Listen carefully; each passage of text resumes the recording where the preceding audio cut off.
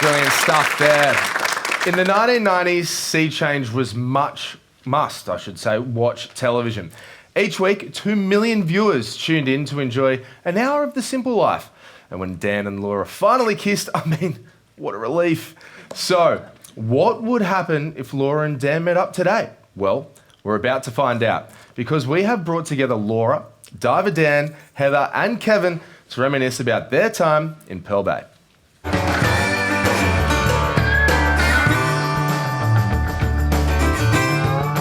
It seemed to be the perfect combination of so many different elements. Starting with the scripts were absolute perfection. And then the combination of the cast, the crew, was just one of those joyous occasions where everything seems to come together perfectly. But as soon as I read the pilot script, I just wanted that role pretty desperately because the material was so strong. And we hadn't seen anything on telly that was comedy drama in Australia in those days. Miranda, Rupert, this is... Diver Dan. Diver Dan. Can we just call you Dan? No, you can call me Diver if you like.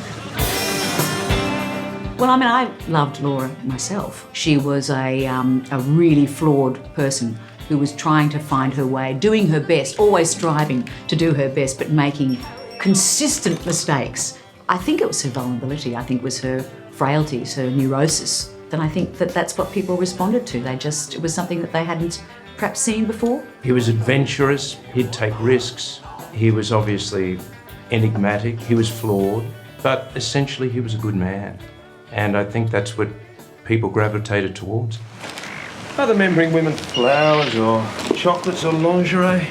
Me, I'm more of a mullet man myself.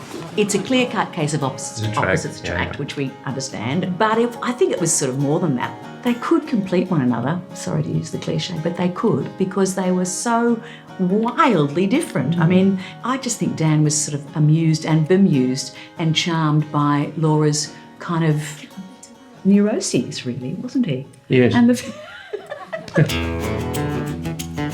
I would like to put in a vote for the twice-cooked chicken souffle dusted with brioche crumbs. I think Heather was it sometimes because we used to call her the goddess of small moments.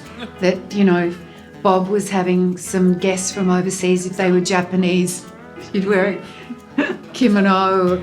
And if they were Mexican, of course, she'd be there with a large sombrero. Part of the genius was that the characters were all flawed in their own particular way. It's the source of the comedy and the source of the drama. Yeah, and a relief for the viewers watching. Yeah. Oh, that's my wife. Oh, that's my Yeah.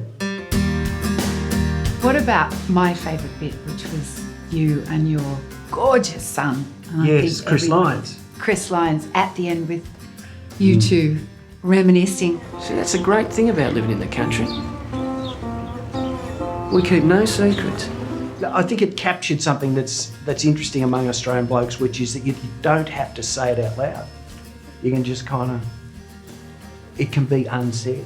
I think Kevin sang to people because he represented some sort of peacefulness and self-sufficiency that, you know, people such as Laura Gibson desperately were searching for. And it was an extremely difficult kiss to pull off.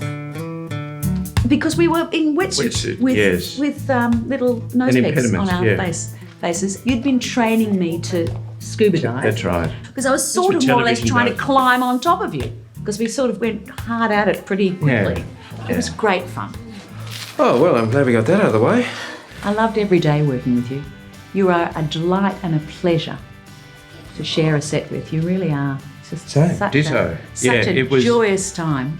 It was a joy to be on set every day and literally play, which is what acting essentially is.